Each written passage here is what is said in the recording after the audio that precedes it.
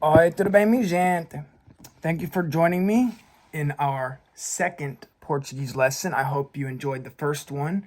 Thank you to everybody that has seen it. It's done quite well so far. It has around 90 views and 10 likes. So thank you for the support, everybody. I'm really happy to see it. So I thought I'd go ahead and introduce my second lesson, which is going to be a continuation of the first. So let's go back to introductions because it's a very important part of learning the language. So to tell somebody how old you are, you say el tenho, which translates in English directly to I have. Eu tenho, I have. Eu tenho fazer alguma coisa com você. I have to do something with you. But you also use el tenho when you're discussing your age. It works as the same as saying I am. So it's the correct format. You can't say el sou because that's not the correct word you need to choose from. You say el tenho 26 anos because I am 26 years old. And if you want to ask somebody their age, say quantos anos você tem? That's how you ask somebody what their age is. And don't be afraid to do so in Portuguese because it's actually very accepted and common to ask somebody what their age is in Portuguese. It's not seen as a rude or question that's off limits. It's almost always on the table. I maybe shy away if they're noticeably older than you, but anybody in your general age bracket, it's completely normal and natural to say, quantos anos você tem? Maybe the second or third phrase you even say to somebody for the very first time. It works the same way in Spanish. So anybody that speaks Spanish, ¿cuántos años tienes? It's basically the same situation. So anyways, el pozo. Now, our last lesson, we said el consigo. Now, this is essentially a different way to say el consigo. El pozo, to my knowledge, is a way of saying I can, but maybe more geared towards if you have permission to something to sound more natural. El pozo fazer alguma coisa com você. I can do something with you because you have permission to do so. Eu não posso ficar de férias com você. I can't stay at the vacation with you because that also works as well. So el pozo. My next word I'm going to cover is el acho. Now this is I think.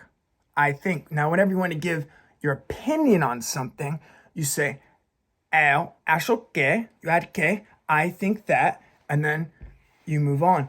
Eu acho que Bolsonaro é boa presidente. Okay, I probably just made a lot of people mad in the comments saying that, but I really don't have a say in the matter because I'm not caught up on Brazilian politics, and the election is today, but that's a different story. So I'm getting a little bit sidetracked, but you get what I'm saying. That basically saying I think Bolsonaro is a good president, which I know a lot of people don't like him in Brazil. So excuse me on that. Que. Let's just the word que. We just covered it, but let's go a little bit more in depth. Que. It can mean what. Que. Like if you misunderstood somebody, you say que or como. But que is like que. It's what, and then also it's that. It works the same way as in Spanish. So eu acho que. I think that. Que tempo você quer ficar com minha casa? What time would you like to stay at my house? That also works. So that's another example. Pode ser. This is like, it can happen. Like, let's do it. This is a very common way of explaining something towards, like, oh, you can actually do something. Pode ser. Like, it basically translates, it's a rough translation of saying, yeah, like, it can work out. Let's run it. Legal. It's like great, awesome. It's another way of saying great, awesome. It's a good word to know. Eu acho que practicando com você é muito legal. I think practicing with you is very great. Quando, when. Quando você quer fazer isso comigo? When do you want to do that with me? Quando você quer fazer isso comigo? Você. You. Você. Just you. Not a hard word to pronounce and also very useful. So definitely one to write down and keep in your vocabulary to keep it going. Fazer. Fazer. Now this one is extremely useful because it acts as the verb to do or to make. So it's constantly being used in many different situations, and it's one of the most common words in the Portuguese language, fazer. So an example, eu gosto fazer meu vídeo no YouTube agora mesmo porque eu acho que poderia uma coisa muito bem. I think making a video in YouTube could be a great thing. That's about what I just said.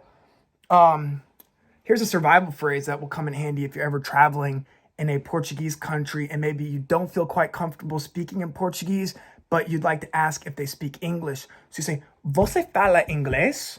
Você fala inglês? And if they speak English, they'll most likely just automatically switch to English and you can just go from there. If not, they'll respond with, eu não falo inglês. That's I don't speak English. Or maybe they'll say, eu não falo inglês muito bem. I don't speak English very well.